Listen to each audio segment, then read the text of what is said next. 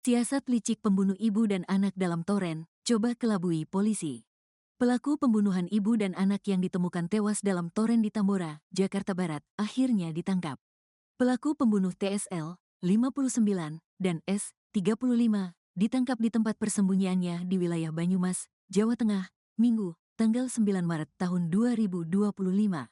Kasat Reskrim Polres Metro Jakarta Barat, AKBP Arfan Zulkan Sipayung, menyampaikan pelaku bukanlah anak korban yang membuat laporan kehilangan ke polisi. Arfan mengatakan, ditangkapnya pelaku berdasarkan sejumlah keterangan saksi dan CCTV yang terpasang di lokasi. Sementara tidak ada kaitan dengan anak korban, sementara ya karena otomatis kami sudah tersangka juga sudah kita sesuai dengan saksi mengatakan dan CCTV maupun terkait dengan handphone dan sebagainya sudah mengarah ke pelaku tersebut, ujarnya, Senin, tanggal 10 Maret tahun 2025, dilansir tribunjakarta.com. Untuk mengelabui petugas, pelaku pembunuhan ibu dan anak itu ternyata menyamar layaknya gelandangan.